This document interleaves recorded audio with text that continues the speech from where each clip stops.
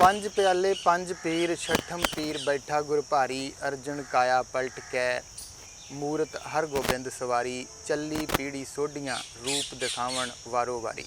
वाहिगुरू जी का खालसा वाहिगुरू जी की फतेह। प्रोग्राम इतिहास के पन्नियां विच विश्व भर दीयां संगतां दा स्वागत है। तो अज छेवें पातशाह साहिब श्री गुरु हरगोबिंद महाराज जी मीरी पीरी के मालक उन्हां दा प्रकाश पुरब विश्व भर दीयां संगतां शरधा सत्कार दे नाल मना रही ने।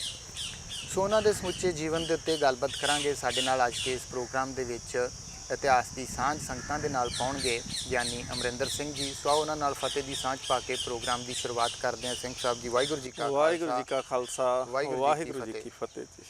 सिंह साहब जी सब तो पहला ਜਿਹੜੀ एक पंक्ति मैं पढ़ी आ सो ਉਹਦੇ ਸੰਬੰਧ ਦੇ ਵਿੱਚ ਹੀ ਸੰਗਤਾਂ ਦੇ ਨਾਲ ਥੋੜੀ ਜੀ ਸਾਂਝ ਜਿਹੜੀ ਆ ਗੁਰੂ ਹਰਗੋਬਿੰਦ ਸਾਹਿਬ ਜੀ ਦੇ ਪ੍ਰਕਾਸ਼ ਪੁਰਬ ਦੇ ਮੌਕੇ ਦੇ ਉੱਤੇ ਪਾਓ। देश विदेश ਦੇ ਵਿੱਚ ਸਮੁੱਚੀਆਂ ਵਸਦੀਆਂ ਹੋਈਆਂ ਨਾਨਕ ਨਾਮ ਲੇਵਾ ਸਿੱਖ ਸੰਗਤਾਂ ਨੂੰ ਧੰਨ ਗੁਰੂ ਹਰਗੋਬਿੰਦ ਸਾਹਿਬ ਮਹਾਰਾਜ ਜੀ ਦੇ ਪ੍ਰਕਾਸ਼ ਗੁਰਪੁਰਬ ਦੀਆਂ ਲੱਖ ਲੱਖ ਵਧਾਈਆਂ। ਭਾਈ ਗੁਰਦਾਸ ਸਾਹਿਬ ਜੀ ਜਿਹੜੀਆਂ ਆਪ ਜੀ ਨੇ ਪੌੜੀ ਦੀਆਂ ਪੰਕਤੀਆਂ ਬੋਲੀਆਂ ਨੇ, ਇਹਨਾਂ ਪੰਕਤੀਆਂ ਦੇ ਵਿੱਚ ਭਾਈ ਗੁਰਦਾਸ ਸਾਹਿਬ ਜੀ ਧੰਨ ਗੁਰੂ ਹਰਗੋਬਿੰਦ ਸਾਹਿਬ ਮਹਾਰਾਜ ਜੀ ਦੀਆਂ ਬਖਸ਼ਿਸ਼ਾਂ ਦਾ ਹਵਾਲਾ ਕਰਦੇ ਪਏ ਨੇ ਜੀ। ਆਰੰਭਤਾ ਇੱਥੋਂ ਕਰਦੇ ਨੇ ਕਿ ਪੰਜ ਪਿਆਲੇ ਪੰਜ ਪੀਰ ਛਠਮ ਪੀਰ ਬੈਠਾ ਗੁਰ ਭਾਰੀ ਜੀ।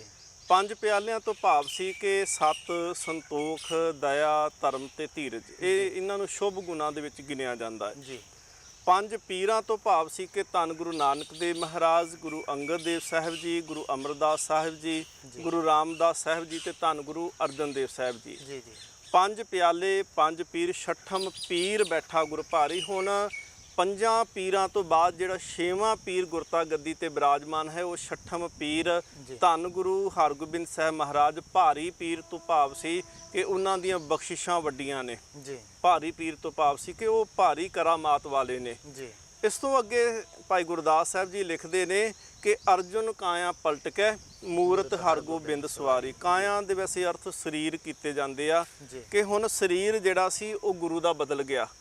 ਹੁਣ ਇਹ ਕਿਹਾ ਗਿਆ ਕਿ ਸਰੀਰ ਬਦਲਿਆ ਪਰ ਜੋਤ ਨਹੀਂ ਬਦਲੀ। ਜਿਹੜੀ ਗੁਰੂ ਸਾਹਿਬ ਬਾਣੀ ਦੇ ਵਿੱਚ ਵੀ ਉਦਾਹਰਨ ਦਿੰਦੇ ਨੇ, ਜੋਤ ਓਹਾ ਜੁਗਤ ਸਾਏ ਸਹਿ ਕਾਇਆ ਫੇਰ ਪਲਟੀਏ। ਸਿਰਫ ਸਰੀਰ ਬਦਲਦਾ ਹੈ, ਗੁਰੂ ਜੋਤ ਗੁਰੂ ਨਾਨਕ ਦੇਵ ਮਹਾਰਾਜ ਜੀ ਦੀ ਉਸੇ ਤਰ੍ਹਾਂ ਅਗਲੇ ਸਰੀਰਾਂ ਦੇ ਵਿੱਚ ਬਿਰਾਜਮਾਨ ਰਹੀ ਹੈ ਜੀ। ਪੰਜ ਪਿਆਲੇ ਪੰਜ ਪੀਰ ਛਠਮ ਪੀਰ ਬੈਠਾ ਗੁਰ ਭਾਰੀ ਅਰਜਨ ਕਾਇਆ ਪਲਟ ਕੇ ਮੂਰਤ ਹਰਗੋਬਿੰਦ ਸਵਾਰੀ ਚੱਲੀ ਪੀੜੀ ਸੋਢੀਆਂ ਰੂਪ ਦਿਖਾਵਨ ਵਾਰੋ ਵਾਰੀ। ਹੁਣ ਸੋਢੀਆਂ ਦੀ ਜਿਹੜੀ ਪੀੜੀ ਸੀ ਨਾ, ਇਹ ਗੁਰੂ ਰਾਮਦਾਸ ਮਹਾਰਾਜ ਤੋਂ ਆਰੰਭਤਾ ਹੁੰਦੀ ਹੈ ਤੇ ਸਤਿਗੁਰੂ ਗੁਰੂ ਰਾਮਦਾਸ ਜੀ ਤੋਂ ਲੈ ਕੇ ਤੇ ਗੁਰੂ ਗੋਬਿੰਦ ਸਿੰਘ ਮਹਾਰਾਜ ਤੱਕ ਨਿਰੰਤਰ ਫਿਰ ਇਹ ਗੁਰਤਾ ਜਿਹੜੀ ਸੀ ਇਹ ਸੋਢੀ ਗੋਤ ਦੇ ਅੰਦਰ ਹੀ ਰਹੀ ਹੈ ਜੀ। ਧੰਨ ਗੁਰੂ ਨਾਨਕ ਦੇਵ ਮਹਾਰਾਜ ਜਿਵੇਂ ਬੇਦੀ ਨੇ, ਗੁਰੂ ਅੰਗਦ ਦੇਵ ਮਹਾਰਾਜ ਤਰੇਨ ਨੇ, ਧੰਨ ਗੁਰੂ ਅਮਰਦਾਸ ਮਹਾਰਾਜ ਭੱਲੇ ਕੁਲ ਦੇ ਵਿੱਚੋਂ ਨੇ, ਧੰਨ ਗੁਰੂ ਰਾਮਦਾਸ ਮਹਾਰਾਜ ਸੋਢੀ ਕੁਲ ਦੇ ਵਿੱਚੋਂ ਨੇ ਤੇ ਧੰਨ ਗੁਰੂ ਅਰਜਨ ਦੇਵ ਮਹਾਰਾਜ ਜਦੋਂ ਗੁਰੂ ਹਰਗੋਬਿੰਦ ਸਾਹਿਬ ਮਹਾਰਾਜ ਜੀ ਦਾ ਪ੍ਰਕਾਸ਼ ਹੁੰਦਾ ਹੈ ਤੇ ਇੱਕ ਸ਼ਬਦ ਦੇ ਵਿੱਚ ਉਹ ਉਦਾਹਰਨ ਦਿੰਦੇ ਨੇ। ਉਹਦੇ ਵਿੱਚ ਆਖਦੇ ਨੇ ਵਧੀ ਵੇਲ ਬਹੁ ਪੀੜੀ ਚਾਲੀ ਧਰਮ ਕਲਾ ਹਰ ਬੰਦ ਬਹਾਲੀ। ਕਿ ਗੁਰੂ ਹਰਗੋਬਿੰਦ ਸਾਹਿਬ ਮਹਾਰਾਜ ਦਾ ਪ੍ਰਕਾਸ਼ ਹੁੰਦਾ ਤੇ ਪੀੜੀ ਵਧੀ ਹੈ। ਹਾਲਾਂਕਿ ਪੀੜੀ ਜਿਹੜੀ ਸੀ ਉਹ ਪਹਿਲੋਂ ਵੀ ਵਧੀ ਹੋਈ ਸੀ। ਧੰਨ ਗੁਰੂ ਰਾਮਦਾਸ ਮਹਾਰਾਜ ਪਾਤਸ਼ਾਹ ਜੀ ਦੇ ਵੱਡੇ ਸਪੁੱਤਰ ਬਾਬਾ ਪਿਰਥੀ ਚੰਦ ਗਾ ਉਹਨਾਂ ਦਾ ਸਪੁੱਤਰ ਅੱਗੇ ਮਿਹਰਬਾਨ ਸੀ, ਗਾ ਉਹਦਾ ਅੱਗੇ ਸਪੁੱਤਰ ਹਰਜੀ ਮੀਨਾ ਸੀ, ਫਿਰ ਨਰਾਇਣ ਦਾਸ ਸੀ। ਸੋ ਇਸ ਤਰ੍ਹਾਂ ਪੀੜੀ ਉਧਰਲੇ ਪਾਸੇ ਵਧੀ ਹੈ। ਪਰ ਗੁਰਤਾ ਗੱਦੀ ਵਾਲੇ ਪਾਸੇ ਜਾਂ ਜਿਹੜੀ ਧਾਰਮਿਕ ਰਹਿਬਰ ਜਿਹੜੀ ਸੀ ਜਾਂ ਧਾਰਮਿਕ ਊਰਜਾ ਜਿਹੜੀ ਸੀ ਜਾਂ ਇਹ ਗੁਰਮਤ ਦੀ ਜਿਹੜੀ ਗੱਲ ਅੱਗੇ ਦ੍ਰਿੜ ਕਰਾਉਣ ਵਾਲਾ ਸਬਜੈਕਟ ਸੀ, ਇਸ ਪਾਸਿਓਂ ਸਤਿਗੁਰੂ ਮਹਾਰਾਜ ਕਹਿੰਦੇ ਨੇ ਵਧੀ ਵੇਲ ਬਹੁ ਪੀੜੀ ਚਾਲੀ ਧਰਮ ਕਲਾ ਹਰ ਬੰਦ ਬਹਾਲੀ। ਚੱਲੀ ਪੀੜੀ ਸੋਢੀਆਂ ਰੂਪ ਦਿਖਾਵਨ ਵਾਰੋ ਵਾਰੀ। ਸੋ ਇਹ ਜਿਹੜੀ ਸੋਢੀਆਂ ਦੀ ਪੀੜੀ ਇੱਥੋਂ ਚੱਲਦੀ ਹੈ। ਤੇ ਇਸ ਤੋਂ ਅੱਗੇ ਭਾਈ ਗੁਰਦਾਸ ਸਾਹਿਬ ਜੀ ਜ਼ਿਕਰ ਕਰਦੇ ਨੇ ਕਿ ਦਲ ਭੰਜਨ ਗੁਰ ਸੂਰਮਾ ਵੱਡ ਜੋਧਾ ਬਹੁ ਪਰਉਪਕਾਰੀ। ਕਿ ਗੁਰੂ ਹਰਗੋਬਿੰਦ ਸਾਹਿਬ ਮਹਾਰਾਜ ਪਾਤਸ਼ਾਹ ਜੀ ਯੋਧੇ ਬੜੇ ਵੱਡੇ ਨੇ ਤੇ ਪਰਉਪਕਾਰੀ ਵੀ ਉਨੇ ਵੱਡੇ ਨੇ ਤੇ ਇੰਨੇ ਵੱਡੇ ਯੋਧੇ ਨੇ ਕਿ ਜੇਕਰ ਦੁਸ਼ਮਣਾਂ ਦਾ ਦਲ ਵੀ ਚੜ ਕੇ ਆ ਜਾਂਦਾ ਹੈ ਤੇ ਸਤਿਗੁਰੂ ਮਹਾਰਾਜ ਪਾਤਸ਼ਾਹ ਉਹਨਾਂ ਦਲਾਂ ਨੂੰ ਵੀ ਦਲ ਦਿੰਦੇ ਨੇ। ਭਾਵ ਕਿ ਉਹਨਾਂ ਦਲਾਂ ਦਾ ਵੀ ਜਿਹੜਾ ਸੀ ਉਹ ਸੰਘਾਰ ਕਰ ਦਿੱਤਾ, ਉਹਨਾਂ ਨੂੰ ਜਿਹੜਾ ਸੀ ਨਾਸ਼ ਕਰ ਦਿੱਤਾ ਜਾਂ ਉਹਨਾਂ ਨੂੰ ਖਤਮ ਕਰ ਦਿੱਤਾ।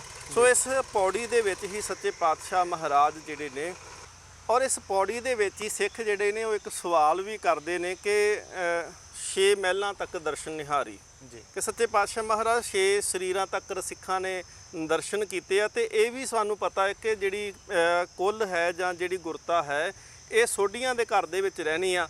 ਤੇ ਮਹਾਰਾਜ ਦੱਸੋ ਹੋਰ ਅੱਗੇ ਸਰੀਰ ਕਿੰਨੇ ਹੋਣਗੇ ਜਿਹੜੇ ਗੁਰੂ ਰੂਪ ਦੇ ਵਿੱਚ ਸਿੱਖਾਂ ਦਾ ਉਧਾਰ ਕਰਨਗੇ। ਤੇ ਮਹਾਰਾਜ ਇਸੇ ਹੀ ਪੌੜੀ ਦੇ ਵਿੱਚ ਭਾਈ ਗੁਰਦਾਸ ਸਾਹਿਬ ਜੀ ਗੁਰੂ ਹਰਗੋਬਿੰਦ ਸਾਹਿਬ ਮਹਾਰਾਜ ਜੀ ਦਾ ਜਿਵੇਂ ਇਸ਼ਾਰਾ ਦੱਸਦੇ ਪਏ ਨੇ ਕਿ ਉਹ ਆਖਦੇ ਨੇ ਕਿ ਜੁਗ ਜੁਗ ਸਤਿਗੁਰ ਧਰੇ ਅਵਤਾਰੀ। ਜੁਗ ਜੁਗ ਜੁਗ ਜੋੜੇ ਨੂੰ ਕਹਿੰਦੇ, ਜੋੜਾ ਤੇ ਜੋੜਾ 4 ਹੋ ਗਏ ਕਿ 4 ਗੁਰੂ ਸਰੀਰ ਜਿਹੜੇ ਨੇ ਉਹ ਹੋਰ ਹੋਣਗੇ। ਇਹ ਸਮਝ ਲਓ ਕਿ ਇਸ ਪੌੜੀ ਦੇ ਵਿੱਚ ਅਗਲੇ 4 ਗੁਰੂ ਸਾਹਿਬਾਨਾਂ ਦੀ ਵੀ ਭਵਿੱਖਬਾਣੀ ਧੰਨ ਗੁਰੂ ਹਰਗੋਬਿੰਦ ਸਾਹਿਬ ਮਹਾਰਾਜ ਕਰਦੇ ਆ ਤੇ ਇਹਨੂੰ ਲਿਖਤੀ ਰੂਪ ਦੇ ਵਿੱਚ ਭਾਈ ਗੁਰਦਾਸ ਸਾਹਿਬ ਜੀ ਜਿਹੜਾ ਉਹ ਪੌੜੀ ਦੇ ਵਿੱਚ ਦਰਜ ਕਰਦੇ ਪਏ ਨੇ। ਜੀ ਬਿਲਕੁਲ। ਗੁਰੂ ਹਰਗੋਬਿੰਦ ਸਾਹਿਬ ਜੀ ਦੇ ਪ੍ਰਕਾਸ਼ ਤੋਂ ਪਹਿਲਾਂ ਥੋੜਾ ਜਿਹਾ ਮੈਂ ਪਿੱਛੇ ਜਾਣਾ ਚਾਹੂੰਗਾ ਕਿ ਮਾਤਾ ਗੰਗਾ ਜੀ ਦਾ ਬਾਬਾ ਬੁੱਢਾ ਸਾਹਿਬ ਜੀ ਦੇ ਪਾਸ ਜਾਣਾ ਜੀ ਅਤੇ ਬਾਬਾ ਬੁੱਢਾ ਸਾਹਿਬ ਪਾਸੋਂ ਵਰ ਦੀ ਪ੍ਰਾਪਤੀ ਜਿਹੜੀ ਹੋਣੀ ਆ, ਉਹ ਜੋ ਇਤਿਹਾਸਕ ਵਰਤਾਰਾ ਸੀਗਾ ਉਹ ਜ਼ਰੂਰ ਸੰਗਤਾਂ ਦੇ ਨਾਲ ਸਾਂਝਾ ਕਰੋ। ਜਦੋਂ ਅਸੀਂ ਇਤਿਹਾਸ ਨੂੰ ਪਿੱਛੋਂ ਦੇਖਦੇ ਹਾਂ, ਅੱਜ ਕੋਸ਼ਿਸ਼ ਚਲੋ ਆਪਾਂ ਕਰਦੇ ਹਾਂ ਕਿ ਗੁਰੂ ਹਰਗੋਬਿੰਦ ਸਾਹਿਬ ਜੀ ਦੇ ਪ੍ਰਕਾਸ਼ ਦੇ ਉੱਪਰ ਅਸੀਂ ਕੇਂਦਰਿਤ ਰਹੀਏ ਜੀ ਕਿ ਧੰਨ ਗੁਰੂ ਅਰਜਨ ਦੇਵ ਮਹਾਰਾਜ ਜੀ ਦਾ ਪ੍ਰਿੰਸੀਪਲ ਸਤਬੀਰ ਸਿੰਘ ਕਹਿੰਦੇ ਨੇ 1574 ਦੇ ਵਿੱਚ ਵਿਆਹ ਹੁੰਦਾ ਹੈ ਮੌ ਸਾਹਿਬ ਮਾਤਾ ਗੰਗਾ ਜੀ ਦੇ ਨਾਲ।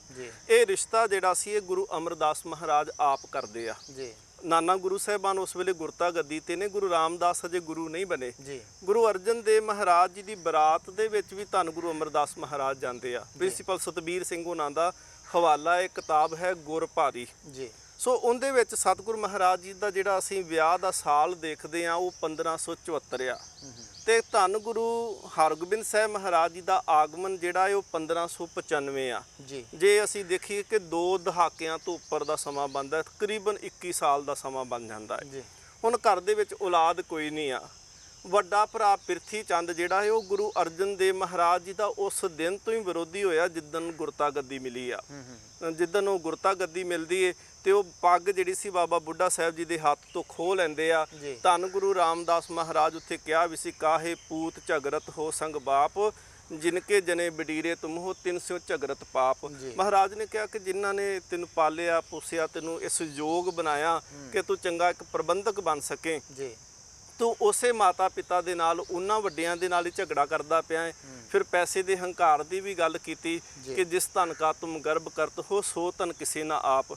ਸੋ ਉਸ ਦਿਨ ਤੋਂ ਹੀ ਪ੍ਰਿਥੀ ਚੰਦ ਨੇ ਆਪਣੇ ਮਨ ਦੇ ਵਿੱਚ ਧਾਰ ਲਿਆ ਸੀ ਕਿ ਕਿਸੇ ਨਾ ਕਿਸੇ ਤਰੀਕੇ ਨਾਲ ਮੈਂ ਅਰਜਨ ਦੇਵ ਨੂੰ ਖਤਮ ਕਰਾਂਗਾ ਜਾਂ ਇਹਨੂੰ ਲਾਂਬੇ ਕਰਾਂਗਾ ਔਰ ਇਹ ਜਿਹੜਾ ਗੁਰਤਾ ਗੱਦੀ ਹੈ ਇਹਦੇ ਤੇ ਮੇਰਾ ਕਬਜ਼ਾ ਹੋਏਗਾ। ਉਹਨੇ ਯਤਨ ਬਹੁਤ ਕੀਤੇ, ਸੁਰਬੀ ਖਾਂ, ਸੁਲਹੀ ਖਾਂ, ਹੋਰ ਵੀ ਉਹਨੇ ਕਈ ਜਿਹੜੀਆਂ ਸੀ ਸਾਜ਼ਿਸ਼ਾਂ ਕੱਟੀਆਂ, ਇੱਥੋਂ ਤੱਕ ਕਿ ਗੁਰੂ ਰਾਮਦਾਸ ਮਹਾਰਾਜ ਜਿੱਦਣ ਜੋਤੀ ਜੋਤ ਸਮਾਉਂਦੇ ਆ ਤੇ ਪ੍ਰਿਥੀ ਚੰਦ ਨੇ ਸੰਗਤਾਂ ਦੇ ਵਿੱਚ ਇਸ ਗੱਲ ਦਾ ਰੌਲਾ ਪਾਇਆ ਸੀ ਕਿ ਗੁਰੂ ਅਰਜਨ ਦੇਵ ਨੇ ਗੁਰੂ ਰਾਮਦਾਸ ਜੀ ਨੂੰ ਜ਼ਹਿਰ ਦੇ ਕੇ ਮਾਰਿਆ ਹੈ। ਪਰ ਭੱਟ ਸਾਹਿਬਾਨ ਉੱਥੇ ਬਾਣੀ ਦੇ ਵਿੱਚ ਉਹਨਾਂ ਦਾ ਇੱਕ ਸਵਈਆ ਆਉਂਦਾ ਹੈ ਕਿ ਦੇਵਪੁਰੀ ਮੈਂ ਗਇਓ ਆਪ ਪਰਮੇਸ਼ਰ ਭਾਇਓ, ਹਰ ਸਿੰਘਾਸਨ ਦਿਓ ਸ੍ਰੀ ਗੁਰ ਤਹਿ ਬੈਠਾਇਓ, ਰਹਾਸ ਕੀਓ ਸੁਰਦੇਵ ਤੋਹੇ ਜਸ ਜੈ ਜੈ ਜੰਪੇ, ਸੁਰ ਗਏ ਤੇ ਭਾਗ ਪਾਪ ਤਿਨ ਭੀਤਰ ਕੰਪੇ, ਕਾਟੇ ਸੋ ਪਾਪ ਤਿਨ ਨਰਹੋਂ ਕੇ, ਗੁਰੂ ਰਾਮਦਾਸ ਜੀ ਨੂੰ ਪਾਇਓ ਛਤਰ ਸਿੰਘਾਸਨ, ਪ੍ਰਿਥਵੀ ਗੁਰੂ ਅਰਜਨ ਕੋ ਦੇ ਆਇਓ। ਸੋ ਭੱਟ ਸਾਹਿਬਾਨ ਨੇ ਉੱਥੇ ਜ਼ਿਕਰ ਵੀ ਕੀਤਾ, ਸੋ ਕਵਨ ਕਹੇ ਸ੍ਰੀ ਗੁਰੂ ਮੋਇਓ। ਗੁਰੂ ਕਦੀ ਮਰਦਾ ਨਹੀਂ, ਗੁਰੂ ਹਮੇਸ਼ਾ ਰਹਿੰਦਾ ਹੈ। ਗੁਰੂ ਤਾਂ ਇੱਕ ਜੋਤ ਹੈ, ਗੁਰੂ ਸ਼ਬਦ ਹੈ ਜਾਂ ਗੁਰੂ ਇੱਕ ਸ਼ਕਤੀ ਦਾ ਨਾਮ ਹੈ, ਪ੍ਰਕਾਸ਼ ਦਾ ਨਾਮ ਗੁਰੂ ਹੈ। ਸੋ ਗੁਰੂ ਅਰਜਨ ਦੇਵ ਮਹਾਰਾਜ ਜੀ ਦੇ ਵਿਰੋਧੀ ਰਹੇ। ਘਟਨਾ ਕੀ ਵਾਪਰਦੀ ਹੈ ਕਿ ਧੰਨ ਗੁਰੂ ਅਰਜਨ ਦੇਵ ਮਹਾਰਾਜ ਗੁਰਤਾ ਗੱਦੀ ਤੇ ਨੇ ਤੇ ਜ਼ਾਹਰ ਜੀ ਗੱਲ ਸੀ ਕਿ ਸੰਗਤ ਜਦੋਂ ਵੀ ਆਉਂਦੀ ਹੈ ਤੇ ਜਿਹੜੀ ਸੰਗਤ ਨੂੰ ਕੋਈ ਚੰਗੀ ਚੀਜ਼ ਲੱਗਣੀ ਤੇ ਉਹਨਾਂ ਨੇ ਗੁਰੂ ਘਰ ਦੇ ਵਿੱਚ ਭੇਟਾ ਕਰਨੀ। ਬਹੁਤ ਸੋਹਣੇ ਦੁਸ਼ਾਲੇ ਜਿਹੜੇ ਸਨ ਸਰਦੀਆਂ ਵਾਲੇ, ਮਾਤਾ ਜੀ ਨੇ ਥੋੜੀ ਧੁੱਪ ਲੱਗੀ ਦੇਖ ਕੇ ਸਰਦੀਆਂ ਦੇ ਕੱਪੜੇ ਜਿਹੜੇ ਸਨ ਉਹ ਧੁੱਪ ਲਵਾਉਣ ਵਾਸਤੇ ਬਾਹਰ ਪਾ ਦਿੱਤੇ। ਪ੍ਰਿਥੀ ਚੰਦ ਦੀ ਘਰਵਾਲੀ ਦਾ ਨਾਮ ਹੈ ਚੰਦੋ ਰਾਣੀ। ਉਹਨੇ ਜਦੋਂ ਦੇਖਿਆ ਕਿ ਦੁਸ਼ਾਲੇ ਬੜੇ ਕੀਮਤੀ ਨੇ ਤੇ ਸਾਰਾ ਕੁਝ ਹੀ ਇਹਨਾਂ ਦੇ ਕੋਲ ਆਈ ਜਾਂਦਾ ਹੈ, ਜਿਵੇਂ ਈਰਖਾ ਵਸ ਹੋ ਕੇ ਉਹਨੇ ਸਿਰ ਫੜਿਆ ਤੇ ਉਹ ਜਾ ਕੇ ਬੈਠ ਗਈ ਮੰਜੇ ਦੇ ਉੱਪਰ। ਪ੍ਰਿਥੀ ਚੰਦ ਜਦੋਂ ਘਰੇ ਆਇਆ ਤੇ ਉਹਨੇ ਇੱਕੋ ਗੱਲ ਕਹੀ, ਕਹਿੰਦੀ ਜੇ ਤੁਸੀਂ ਪਿਤਾ ਦੀ ਗੱਲ ਮੰਨਦੇ ਇਹ ਸਾਰਾ ਕੁਝ ਸਾਡੇ ਕੋਲ ਹੋਣਾ ਸੀ, ਆ ਕੀਮਤੀ ਦੁਸ਼ਾਲੇ ਮੇਰੇ ਕੋਲ ਹੋਣੇ ਸੀ, ਆ ਸਾਰਾ ਜੋ ਧਨ ਮਾਲ ਆਉਂਦਾ ਹੈ ਮੇਰੇ ਕੋਲ ਹੁੰਦਾ ਤੇ ਮੈਂ ਆਪਣੀ ਮਰਜ਼ੀ ਨਾਲ ਵਰਤਦੀ, ਆ ਅੱਜ ਤੁਹਾਡੀ ਗਲਤੀ ਕਰਕੇ ਚਲੇ ਗਿਆ। ਉੱਥੇ ਫਿਰ ਪ੍ਰਿਥੀ ਚੰਦ ਨੇ ਆਖਿਆ ਸੀ, ਕਹਿਣ ਲੱਗੇ ਇੰਨਾ ਚਿਰ ਹੋ ਗਿਆ ਅਰਜਨ ਦੇ ਵਿਆਹ ਨੂੰ, ਧੰਨ ਗੁਰੂ ਅਰਜਨ ਦੇਵ ਮਹਾਰਾਜ ਜੀ ਬਾਰੇ ਕਿ ਅਰਜਨ ਦੇ ਵਿਆਹ ਨੂੰ ਬਹੁਤ ਸਮਾਂ ਹੋ ਗਿਆ ਉਹਨਾਂ ਦੇ ਘਰ 'ਚ ਔਲਾਦ ਕੋਈ ਨਹੀਂ, ਉਹਨਾਂ ਨੇ ਐਵੇਂ ਹੀ ਸੰਸਾਰ ਤੋਂ ਨਿਸਖਣੇ ਚਲੇ ਜਾਣਾ। ਕਿਉਂਕਿ ਦੇਖੋ ਜਿੰਦੇ ਘਰ 'ਚ ਔਲਾਦ ਨਹੀਂ ਨਾ, ਉਹ ਇਸ ਦਰਦ ਨੂੰ ਸਮਝ ਸਕਦਾ ਹੈ ਕਿ ਜੇਕਰ ਔਲਾਦ ਨਾ ਹੋਵੇ ਤੇ ਸਮਾਜ ਕਿੰਨੇ ਤਾਨੇ ਮਾਰਦਾ ਹੈ। ਉਸ ਫਿਰ ਇਸ ਤਾਨੇ ਦੀ ਜਿਹੜੀ ਗੱਲ ਸੀ ਨਾ, ਇਹ ਕੋਈ ਸੇਵਾਦਾਰ ਉੱਥੇ ਕੋਈ ਬੀਬੀ ਸੇਵਾ ਕਰਦੀ ਪਈ ਸੀ, ਸਾਫ ਸਫਾਈ ਦਾ ਕੰਮ ਕਰਦੀ ਏ, ਉਹਨੇ ਇਹ ਗੱਲ ਸੁਣੀ, ਉਹਨੇ ਆ ਕਰਕੇ ਮਾਤਾ ਗੰਗਾ ਜੀ ਨੂੰ ਦੱਸਿਆ। ਈਰਖਾ ਜਾਂ ਚੁਗਲੀ ਵਸ ਨਹੀਂ ਦੱਸਿਆ, ਇਸ ਕਰਕੇ ਦੱਸਿਆ, ਕਹਿਣ ਲੱਗੀ ਮਾਤਾ ਜੀ ਮੇਰਾ ਇਹ ਗੱਲ ਸੁਣ ਕੇ ਜਿਵੇਂ ਕਲੇਜਾ ਪਾੜ ਗਿਆ ਹੋਵੇ ਕਿ ਤੁਹਾਡੇ ਜਿਹੜੇ ਸ਼ਰੀਕ ਨੇ ਚੰਦੋ ਰਾਣੀ ਜਾਂ ਪਿਰਥੀ ਚੰਦ, ਉਹ ਇਹ ਗੱਲ ਆਖਦੇ ਨੇ ਕਿ ਇਹਨਾਂ ਨੇ ਨਸਖਣੇ ਚਲੇ ਜਾਣਾ, ਇਹਨਾਂ ਦੇ ਘਰ 'ਚ ਔਲਾਦ ਕੋਈ ਨਹੀਂ ਹੋਣੀ, ਤੇ ਇਸ ਕਰਕੇ ਸਾਰਾ ਕੁਝ ਸਾਡੇ ਕੋਲ ਆ ਜਾਣਾ ਹੈ। ਤੇ ਮੇਰੇ ਮਨ ਨੂੰ ਸੁਣ ਕੇ ਇਸ ਗੱਲ ਦਾ ਬੜਾ ਦੁੱਖ ਹੋਇਆ। ਮਾਤਾ ਗੰਗਾ ਜੀ ਜਿਹੜੀ ਧੀਰਜ ਦੇ ਮੂਰਤ ਸਨ, ਸੇਵਾ ਦੀ ਮੂਰਤ ਸਨ, ਉਹਨਾਂ ਨੇ ਗੱਲ ਜ਼ਰੀ ਤਾਂ ਜ਼ਰੂਰ, ਪਰ ਕਿਤੇ ਨਾ ਕਿਤੇ ਉਸ ਗੱਲ ਨੇ ਮਨ ਦੇ ਉੱਪਰ ਅਸਰ ਕੀਤਾ। ਗੁਰੂ ਅਰਜਨ ਦੇਵ ਮਹਾਰਾਜ ਜਦੋਂ ਪਰਤ ਕੇ ਗੁਰੂ ਕੇ ਮਹਿਲ ਅਸਥਾਨ ਤੇ ਰਹਿ ਸੀ, ਮਹਾਰਾਜ ਜਦੋਂ ਸ਼ਾਮ ਨੂੰ ਵਾਪਸ ਆਉਂਦੇ ਨੇ, ਘਰੇ ਆਉਂਦੇ ਨੇ, ਤੇ ਮਾਤਾ ਗੰਗਾ ਜੀ ਨੇ ਬੇਨਤੀ ਕੀਤੀ, ਕਹਿਣ ਲੱਗੇ ਸਤਿਗੁਰੂ ਤੁਸੀਂ ਤਾਂ ਲੋਕਾਂ ਦੀਆਂ ਝੋਲੀਆਂ ਭਰਦੇ ਜੇ। ਲੋਕੀ ਇੱਥੇ ਆਉਂਦੇ ਨੇ ਜਿਨ੍ਹਾਂ ਦੇ ਕਰਮਾਂ 'ਚ ਦਾਤਾਂ ਨਹੀਂ ਲਿਖੀਆਂ, ਤੁਸੀਂ ਉਹਨਾਂ ਨੂੰ ਵੀ ਦਾਤਾਂ ਦਿੰਦੇ ਹੋ, ਤੇ ਸੱਚੇ ਪਾਤਸ਼ਾਹ ਮਹਾਰਾਜ ਕਿਰਪਾ ਕਰੋ ਮੇਰੀ ਝੋਲੀ ਵਿੱਚ ਵੀ ਪੁੱਤਰ ਦੀ ਦਾਤ ਪਾਓ। ਗੁਰੂ ਅਰਜਨ ਦੇਵ ਮਹਾਰਾਜ ਨੇ ਉਸ ਵੇਲੇ ਆਖਿਆ ਸੀ ਮਾਤਾ ਗੰਗਾ ਜੀ ਨੂੰ, ਕਹਿੰਦੇ ਆਪ ਜੀ ਫਿਰ ਬੀੜ ਸਾਹਿਬ ਜਾਓ, ਬਾਬਾ ਬੁੱਢਾ ਸਾਹਿਬ ਜੀ ਗੁਰੂ ਨਾਨਕ ਦੇਵ ਮਹਾਰਾਜ ਜੀ ਦੇ ਸਮੇਂ ਦੇ ਸਿੱਖ ਨੇ, ਉਹਨਾਂ ਤੋਂ ਜਾ ਕੇ ਅਰਦਾਸ ਕਰਾਓ, ਸਤਿਗੁਰੂ ਗੁਰੂ ਨਾਨਕ ਦੇਵ ਮਹਾਰਾਜ ਕਿਰਪਾ ਜ਼ਰੂਰ ਕਰਨਗੇ। ਫਿਰ ਮਾਤਾ ਗੰਗਾ ਜੀ ਇਸ ਕਰਕੇ ਉਹਨਾਂ ਨੇ ਮਿੱਸੇ ਪ੍ਰਸ਼ਾਦੇ ਤਿਆਰ ਕੀਤੇ, ਗੰਢਾ ਨਾਲ ਲਿਆ, ਨਾਲ ਲੱਸੀ ਲਈ। ਉਹ ਫਿਰ ਬੀੜ ਸਾਹਿਬ ਜਿੱਥੇ ਸਤਿਗੁਰੂ ਮਹਾਰਾਜ ਜੀ ਦੀ ਖੇਤੀਬਾੜੀ ਚੱਲਦੀ ਸੀ ਜਾਂ ਉੱਥੇ ਮੱਝਾਂ ਗਾਵਾਂ ਡੰਗਰ ਸਾਂਭੇ ਜਾਂਦੇ ਸੀ, ਉੱਥੇ ਬਾਬਾ ਬੁੱਢਾ ਸਾਹਿਬ ਜੀ ਇਹ ਸਾਰੀ ਦੇਖ ਰੇਖ ਕਰਦੇ ਸੀ। ਮਾਤਾ ਜੀ ਫਿਰ ਉੱਥੇ ਜਾਂਦੇ ਨੇ, ਤੇ ਉੱਥੇ ਜਾ ਕੇ ਮਾਤਾ ਗੰਗਾ ਜੀ ਨੇ ਜਦੋਂ ਰੋਟੀਆਂ ਜਿਹੜੀਆਂ ਸੀ ਬਾਬਾ ਬੁੱਢਾ ਸਾਹਿਬ ਜੀ ਦੇ ਅੱਗੇ ਰੱਖੀਆਂ, ਉਹ ਬਿਲਕੁਲ ਖੇਤ ਦੀ ਵੱਟ ਦੇ ਉੱਪਰ ਬੈਠ ਕੇ, ਤੇ ਇੱਕ ਗੱਲ ਉਹਨਾਂ ਨੇ ਇਹ ਆਖੀ ਸੀ, ਕਹਿਣ ਲੱਗੇ ਕਿ ਮਾਂ ਹੀ ਜਾਣਦੀ ਹੈ ਕਿ ਪੁੱਤਰ ਨੂੰ ਭੁੱਖ ਕਦੋਂ ਲੱਗੀ ਏ, ਤੇ ਅੱਜ ਸੱਚੀ ਮਾਤਾ ਜੀ ਭੁੱਖ ਬਹੁਤ ਲੱਗੀ ਸੀ, ਬੜਾ ਚੰਗਾ ਕੀਤਾ ਤੁਸੀਂ ਪ੍ਰਸ਼ਾਦਾ ਲੈ ਕੇ ਆਏ। ਮਾਤਾ ਜੀ ਨੇ ਪ੍ਰਸ਼ਾਦਾ ਅੱਗੇ ਰੱਖਿਆ, ਬਾਬਾ ਬੁੱਢਾ ਸਾਹਿਬ ਜੀ ਛਕਣ ਲੱਗੇ ਆ, ਤੇ ਮਾਤਾ ਗੰਗਾ ਜੀ ਵੱਲੇ ਜਦੋਂ ਦੇਖਿਆ ਤੇ ਅੱਖਾਂ ਦੇ ਵਿੱਚ ਥੋੜਾ ਜਿਹਾ ਨੀਰ ਤੱਕਿਆ, ਪੁੱਛਿਆ ਉੱਥੇ ਪ੍ਰਸ਼ਾਦਾ ਰੱਖ ਦਿੱਤਾ, ਗੰਢਾ ਹੱਥ ਦੇ ਵਿੱਚ ਸੀ ਉਸ ਵੇਲੇ। ਕਹਿਣ ਲੱਗੇ ਮਾਤਾ ਜੀ ਆ ਉਦਾਸੀ ਦਾ ਕਾਰਨ ਕੀ, ਆ ਨੀਰ ਅੱਖਾਂ ਦੇ ਵਿੱਚ ਕਿਉਂ? ਮਾਤਾ ਗੰਗਾ ਜੀ ਨੇ ਆਖਿਆ ਸੀ ਸਾਈਂ ਵਾਲਿਓ ਸਾਡੇ ਘਰ ਦੇ ਵਿੱਚ ਪੁੱਤਰ ਨਹੀਂ, ਔਲਾਦ ਨਹੀਂ, ਤੇ ਸ਼ਰੀਕ ਜਿਹੜੇ ਨੇ ਉਹ ਇਹ ਗੱਲ ਆਖਦੇ ਨੇ ਕਿ ਇਹਨਾਂ ਐਵੇਂ ਸੰਸਾਰ ਤੋਂ ਚਲੇ ਜਾਣਾ ਹੈ। ਬਾਬਾ ਬੁੱਢਾ ਸਾਹਿਬ ਉਸ ਵੇਲੇ ਫਿਰ ਗੰਢੇ ਨੂੰ ਜਦੋਂ ਮੁੱਕੀ ਮਾਰ ਕੇ ਤੋੜਦੇ ਆ ਨਾ, ਤੇ ਨਾਲ ਇੱਕ ਬਚਨ ਕਿਹਾ ਸੀ, ਉਹ ਕਹਿਣ ਲੱਗੇ ਤੁਮਰੇ ਗ੍ਰਹਿ ਪ੍ਰਗਟੇਗਾ ਜੋਧਾ, ਤੁਹਾਡੇ ਘਰ ਦੇ ਵਿੱਚ ਇੱਕ ਬੱਚਾ ਜਨਮ ਲਏਗਾ ਜਿਹੜਾ ਸੰਸਾਰ ਦੇ ਵਿੱਚ ਜਿੰਦੇ ਵਰਗਾ ਕੋਈ ਯੋਧਾ ਨਹੀਂ ਹੋਏਗਾ। ਗੁਰਪ੍ਰਤਾਪ ਸੂਰਜ ਗ੍ਰੰਥ ਵਿੱਚ ਲਿਖਦੇ ਨੇ ਸੰਤੋਖ ਸਿੰਘ ਜੀ, ਉਹ ਕਹਿੰਦੇ ਨੇ ਗੁਰੂ ਹਰਗੋਬਿੰਦ ਸਾਹਿਬ ਜੀ ਦਾ ਜਿਹੜਾ ਕੱਦ ਸੀ ਉਹ 7.5 ਫੁੱਟ ਸੀ, ਬਾਹਾਂ ਬਹੁਤ ਲੰਬੀਆਂ, ਜ਼ੋਰ ਮਹਾਰਾਜ ਵਿੱਚ ਬਹੁਤ ਸੀ। ਸਤਿਗੁਰੂ ਮਹਾਰਾਜ ਘੋੜੇ ਨੂੰ ਮੋਢਿਆਂ ਤੇ ਚੁੱਕ ਲੈਂਦੇ ਸੀ। ਰਜਤ ਪਾਨ ਸਿੱਕਾ ਉਸ ਵੇਲੇ ਦੇ ਸਿੱਕੇ ਜਿਹੜੇ ਸੀ ਮਹਾਰਾਜ ਤਲੀ ਦੇ ਉੱਤੇ ਰੱਖ ਕੇ ਉਹਨੂੰ ਮਸਲ ਦਿੰਦੇ ਸੀ। ਸਤਿਗੁਰੂ ਮਹਾਰਾਜ ਪਾਤਸ਼ਾਹ ਜੀ ਦਾ 4 ਮਨ ਪੱਕਾ ਭਾਰ ਸੀ ਸਰੀਰ ਦਾ, ਤੇ ਜਿਹੜੇ ਘੋੜੇ ਤੇ ਸਵਾਰੀ ਕਰਦੇ ਸੀ ਉਹ 2 ਘੜੀਆਂ ਤੋਂ ਵੱਧ ਘੋੜਾ ਟਿਕਦਾ ਨਹੀਂ ਸੀ, ਥੱਕ ਜਾਂਦਾ ਸੀ। ਸੋ ਸਤਿਗੁਰੂ ਮਹਾਰਾਜ ਜੀ ਦੀ ਭਵਿੱਖਬਾਣੀ ਜਾਂ ਉਹ ਬ੍ਰਹਮ ਗਿਆਨੀ ਦੇ ਬਚਨ ਸਨ ਕਿ ਤੁਮਰੇ ਗ੍ਰਹਿ ਪ੍ਰਗਟੇਗਾ ਜੋਧਾ, ਕਿ ਤੁਹਾਡੇ ਘਰ ਦੇ ਵਿੱਚ ਇੱਕ ਬਲੀ ਯੋਧਾ ਪੁੱਤਰ ਜਿਹੜਾ ਹੈ ਉਹ ਜਨਮ ਲਵੇਗਾ। ਬਿਲਕੁਲ। ਸੋ ਫਿਰ ਪ੍ਰਕਾਸ਼ ਗੁਰੂ ਹਰਗੋਬਿੰਦ ਸਾਹਿਬ ਜੀ ਦਾ ਫਿਰ ਕਦੋਂ ਹੁੰਦਾ ਹੈ, ਤੇ ਫਿਰ ਕਿਵੇਂ ਦੀਆਂ ਖੁਸ਼ੀਆਂ ਪਰਿਵਾਰ ਚ ਆਉਂਦੀਆਂ? ਜਦੋਂ ਮਾਤਾ ਜੀ ਬਾਬਾ ਬੁੱਢਾ ਸਾਹਿਬ ਜੀ ਦੇ ਕੋਲ ਜਾਂਦੇ ਨੇ, ਉਹ ਅਰਦਾਸ ਗੁਰੂ ਨਾਨਕ ਦੇਵ ਮਹਾਰਾਜ ਜੀ ਦੇ ਚਰਨਾਂ ਵਿੱਚ ਕਰਦੇ ਨੇ, ਤੇ ਨਾਲ ਇੱਕ ਹੋਰ ਉਹ ਗੱਲ ਆਖਦੇ ਨੇ, ਕਹਿਣ ਲੱਗੇ ਦੇਣ ਵਾਲਾ ਤੇ ਮੇਰਾ ਸਤਿਗੁਰੂ ਗੁਰੂ ਅਰਜਨ ਦੇਵ ਮਹਾਰਾਜ ਏ, ਮੈਂ ਤਾਂ ਕੇਵਲ ਮੈਨੂੰ ਤਾਂ ਵਡਿਆਈ ਦਿੰਦੇ ਪਏ ਨੇ।